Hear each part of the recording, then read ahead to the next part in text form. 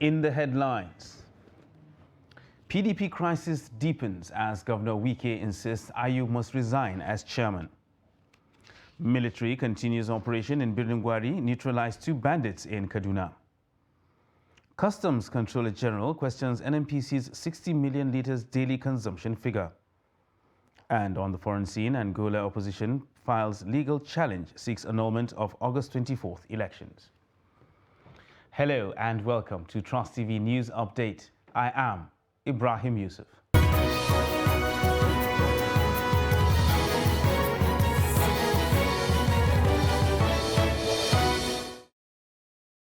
Hello and welcome once again.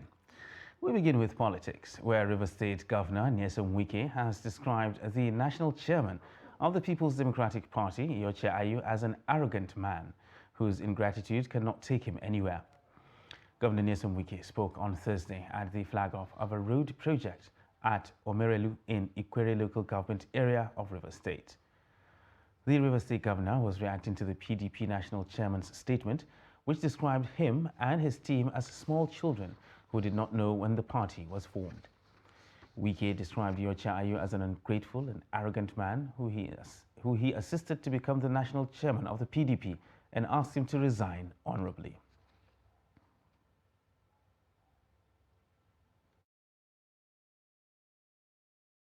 To win election, your business is to bring peace to your party. Your business is not to divide your party. Your business is not to show arrogance to your party.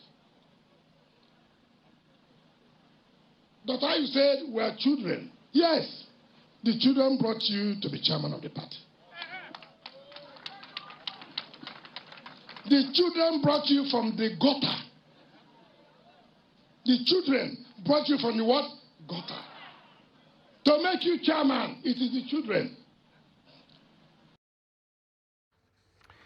Meanwhile, stakeholders and the Independent National Electoral Commission, INEC, have met with experts to strategize on the conduct of Nigeria's general elections in 2023.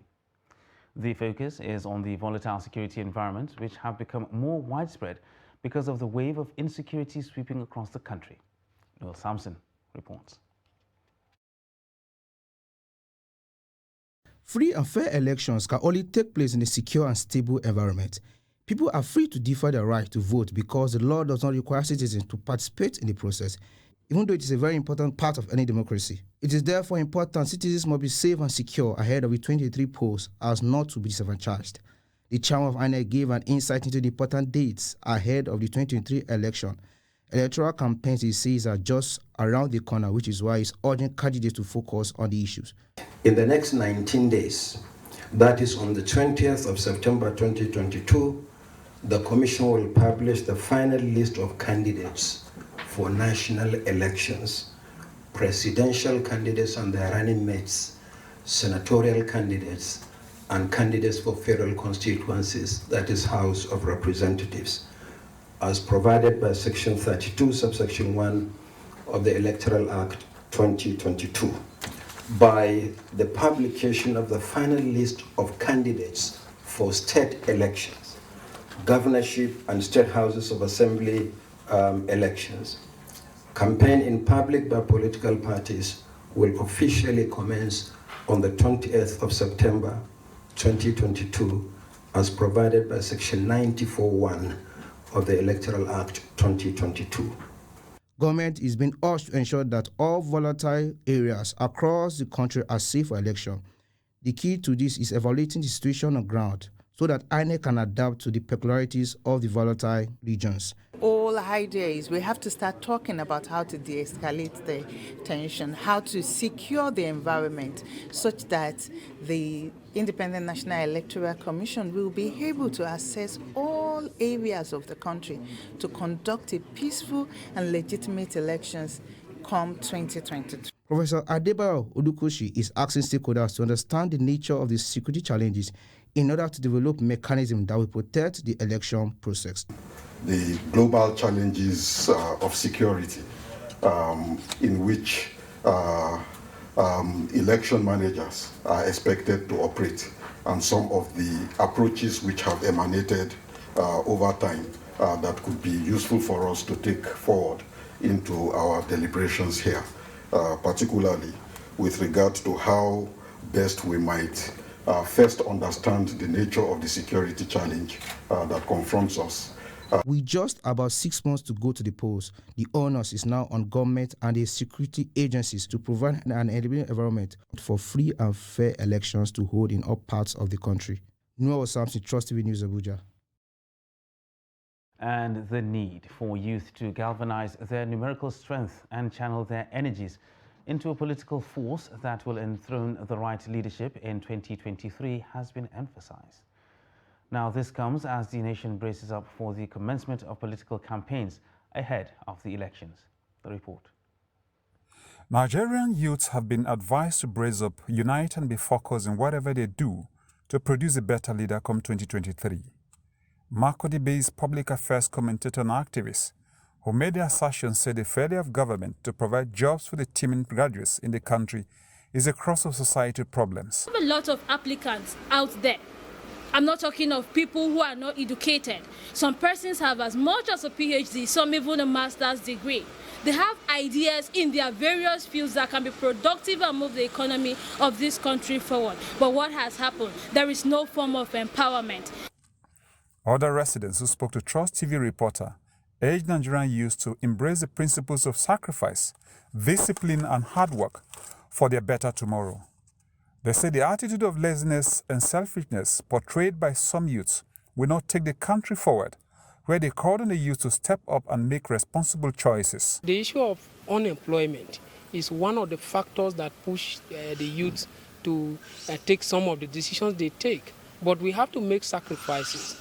And the choices we make today, instead of taking certain decisions that we have little benefits to us, to sustain us today, we need to sacrifice such benefits that people will give us some data, giving us data to promote them on the internet. And just because of that, we begin to promote people who are not actually out to help us. So that is a huge sacrifice that we have to make. While some said, as Nigerians go to the polls in 2023 to decide the next set of leaders, the youth have a major stake in the process and should not allow selfish and unpatriotic politicians to use them to do something that may jeopardize the smooth and viable process of the elections. I also advise that Nigerian youth should avoid, vote. It's a crime for anybody to, involved in any processes which are not really allowed in the election process.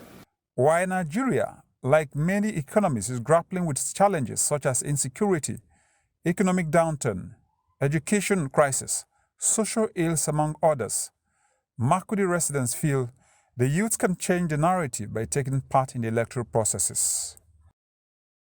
Meanwhile, in Jigawa State, a 37-year-old man, Munkaila Amadu, is arrested for killing his biological parents in Gagarawa local government area of the state. Statement issued by the State Police Public Relations Officer, Lawan Adam, said Munkaila used a wooden pestle to attack his 70-year-old father, Ahmad Muhammad, who was the village head of Zarada Sabwa village, and his mother, Hawa Ahmadu, a 60-year-old woman. The police statement said he also attacked two others, Kailu Bagudu, 65 years, and Hakalima Amadu, who is 50 years old, all of the same village in Gagarawa local government area. Police added that the suspect was arrested and the exhibit was recovered. Preliminary investigation revealed that Ahmad Muhammad and Hawa Ahmadu are the biological parents of the suspect. Meanwhile, the Commissioner of Police in the state, Saleh Tafida, has directed that the case be transferred to SCIID Dutse for investigation and possible prosecution of the culprit. And to security matters now, where troops of Operation Forest Sanity have gunned down two bandits in Birnin Gwari area of Kaduna State. The Commissioner, Internal Security and Home Affairs, said in a statement that the troops recorded the success while on a clearance patrol along the Birnin Gwari Doka axis. He added that the Kaduna State government received the development with satisfaction and commended the troops for another successful round of operations as clearance and fighting patrols continue in the general area. And as part of efforts to tackle the menace of crude oil theft, illegal oil bunkering and pipeline vandalism in Nigeria, the federal government has commissioned 8 gunboats for the Nigeria Security and Civil Defense Corps, NSCDC. The Minister of Interior, Rauf Aregbesola, who commissioned the gunboats in Port Harcourt, the River State capital, said they will assist the NSCDC in waging a full-scale war against oil theft, which he described as an organized crime, ridding the country of revenue running into billions of naira. The report. The commissioning of the gunboats, which may hail as a welcome development, is coming at the time the NNPCL says the country is losing at least $20 billion annually to oil theft in the country. At the event in Port Harcourt, the Minister of Interior, Rauf Aregbesola, said the move will strengthen the combat capacity of the anti-vandalism squad of the NSCDC to stem the tide of huge revenue loss in the oil sector. Aregbesola called on security agencies to shun interagency rivalry and synergize to fight oil theft and economic saboteurs. The minister maintained that as the lead agency in safeguarding critical national assets and infrastructure, the NSCDC is mandated to reduce crime rates by extension, take the war against crude oil theft to the camps of the enemies. We are commissioning today 8 armored gunboats built by EPENAC, a Nigerian company, for the use of the Nigerian Security and Civil Defense Corps. This is a pointer to the level of commitment of the federal government at enhancing the capacity of the Corps to support the process of ending crude oil theft and pipeline vandalism. The Commandant General of the NSCDC, Ahmed Abubakar Audi, lauded government for the provision of gunboats, which said are necessary to enhance the fight against oil theft. Audi affirmed that the 8 new gunboats will boost the morale of the Civil Defense Corps in combating the menace of crude oil theft on the waterways. Oil theft is so alarming, and so we have keyed into the new strategy that the government have developed to curb this oil theft and illegal oil bunkering. And that is a manifestation of what we have seen today that actually indicates or signifies that directive from government. Given details of the gunboats, the general manager of EPENAC Group, Numo Lele Aaron, said production of the gunboats in Nigeria will help improve the GDP and create employment opportunities. He said the gunboats are equipped with the state-of-the-art navigational and communication equipment and powered by twin 200 horsepower outboard engines. The purchase of these armored gunboats will enable officers and men of the Corps to protect critical infrastructures with ease. This shows that Nigerians can produce good things if given the opportunity. The Commander General enjoined Nigerians to assist the security agencies in winning the war against insecurity by sharing credible intelligence and information that could lead to arrest and prosecution of oil pipeline vandals and economic saboteurs. You're watching Trust TV News Update. And up ahead on the news, affects millions across Africa. Details of this and more after the break. Please stay with us. As the 2023 elections draw near, remember, evil prospers when good men and women only wish for peace, but never take a step to make peaceful elections happen. Are you a father? Are you a mother? What are you saying to your children as elections approach? Have you warned them not to let themselves be used to cause violence? Have you explained to them what the consequences of electoral violence might be? Do your part to make peaceful elections happen. Talk to your children. Protect them from unscrupulous politicians who want to put them in harm's way, while their own children are comfortable at home, within and outside the country. Let's join hands to make 2023 elections peaceful. This message is from the National Orientation Agency, NOAA.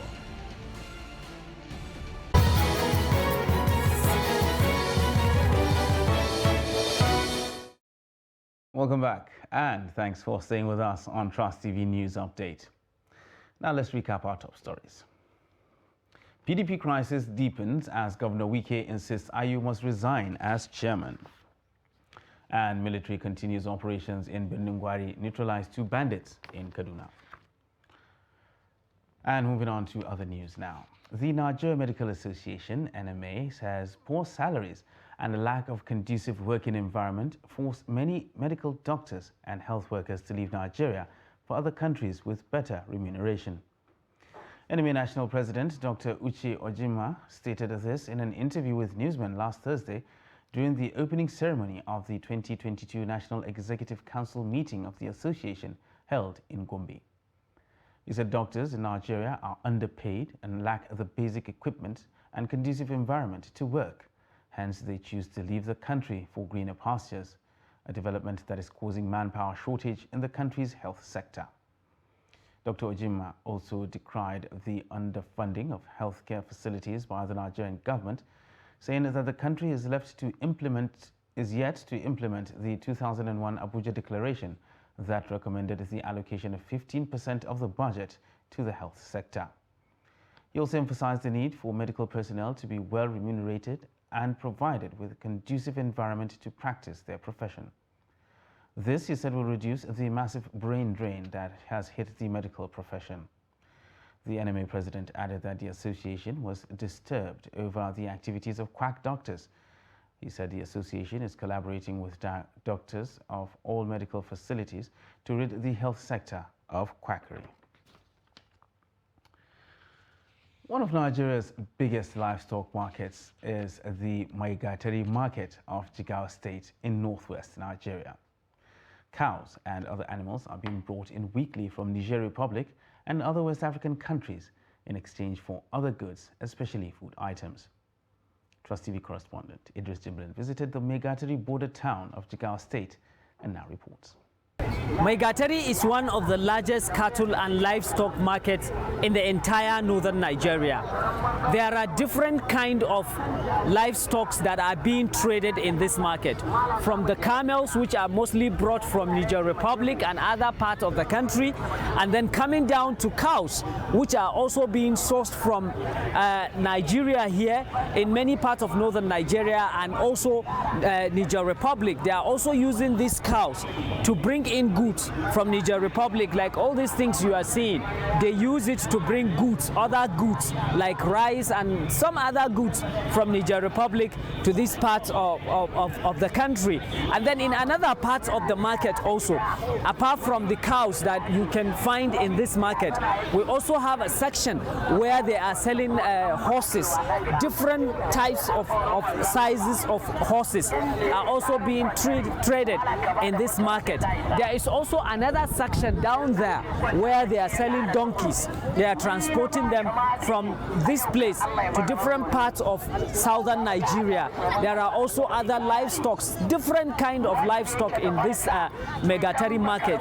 And in fact, the market is booming every day. You come here, especially on Thursdays like this, you will see a lot of activities taking place. However, the traders are asking government to come inside this business to assist them with capital, because most of them are saying that this market is not actually booming now the way it's been booming before, some like 20 years back, because they don't have capital. They have lost some capitals, and if government will assist them with capital, they will be able to sustain this business more than the way it is before, and they will be able to make it more booming like it used to be. Because the livestock, the cattle, the cows that are in this market, they are being transported from here. When they brought them from Niger Republic, Mali and other parts of the country, they are being transported from this particular place to different countries in West Africa. They said sometimes in Burkina Faso, Niger Republic, taking it back there to Niger Republic, Mali, Sudan, and several other countries in West African sub-region are benefiting from this market. And I can tell you that there are millions of people trading in this market on a weekly basis. Now, insecurity in Nigeria is a recurring phenomenon that threatens the well-being of its citizens. The unprecedented wave of different but overlapping security crises in the country made communities to come up with ways to protect themselves. Musa Luka reports on how some communities are constructing street gates to ensure safety.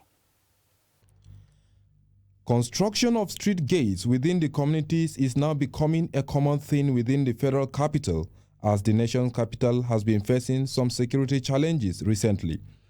This, however, necessitated some communities within the city to resolve to using street gates. A security guard who spoke with Trust TV said it is important to have such gates in communities, going by the dwindling security situation in the country. He said they interrogate every person going in and out, adding that every car passing through the gate also be checked through. They're starting work around 6 o'clock. They look any motor, there's movement for inside here, so that if the night don't do around 11 o'clock, they come check inside motor whether they don't carry bad thing or they never carry bad thing, they check it. They allow them enter inside. Some residents within the community also explain that though the government is trying to curtail security breaches, it is also part of their responsibility to ensure their safety, as security issues is everybody's business. We mounted this gate because of the issue of insecurity we have in these streets. So the people around the streets came together to discuss on how to erect a toll gate here so we can put some security personnel here that can help us watch the streets. Beside the gate that they have here, we have our security personnel that are patrolling. We will always like to say government, government, government, government. But actually, people are the government. And as such, we don't need to say government must do everything for us. We need to look our side and see what we can do on our own to support the government. The idea of this security gate came about as a result of insecurity, reported in most of the estate within Gwarimpa. So most of the people around decided to introduce this gate as a means of securing their immediate environment. As you can see, there are about 4 entrances within this community. So all the major entrances has been secured with this fence. Being security conscious is everybody's responsibility, and to report suspicious persons and objects to concerned authority, citizens are thereby encouraged to play their part. Musa Luka, Trust TV News, Abuja. The Controller General of Customs, Hamid Ali, says the claim of daily subsidy payment on the 98 million litres of fuel by NNPC is not tenable. The custom boss disputed the figure by Nigeria's oil giant when he appeared before the House Committee on Finance. Ali questioned why the NNPC claims that Nigeria's daily fuel consumption is 60 million litres per day, but pays subsidy on 98 million litres daily. The CG's stand is in line with the position of the NNPCL that the nation is losing at least $20 billion annually to oil theft in the country. Deputy Chairman of the committee, Said Abdullahi, said political will is needed to bring subsidy to a halt, adding that the regime is not sustainable as money meant for the welfare of Nigerians is being diverted into private hands in the name of subsidy. Meanwhile, the Debt Management Office, which also appeared before the committee, says Nigeria's debt profile as at March 2022 is 41.6 trillion naira, as deficit in the 2023 budget proposal currently stands at 11 trillion naira. So how do we get to 60 million every day? So these are my issue, my problems. So the question of smuggling, Mr. Chairman, if you say this petrol is smuggled. If you release 98 million liters, and then in actual you have released 98 million liters, and then we use 60 million liters, the balance will be 38 million liters. How many trucks will carry 38 million liters? Every day, that's almost 500. Which road are they following? Where are they carrying this thing to? I think as a And now look at the foreign scene, where Angola's main opposition party has filed a case with the country's constitutional court to seek the annulment of last month's election, in which the ruling People's Movement for the Liberation of Angola was declared winner. The August 24 elections were the most hotly contested in the oil-rich country since its first multi-party vote in 1992. And that wraps up Trust TV News Update for this hour. For more news, you can subscribe and follow us across all our social media platforms. I am Ibrahim Yusuf. Thanks for joining us.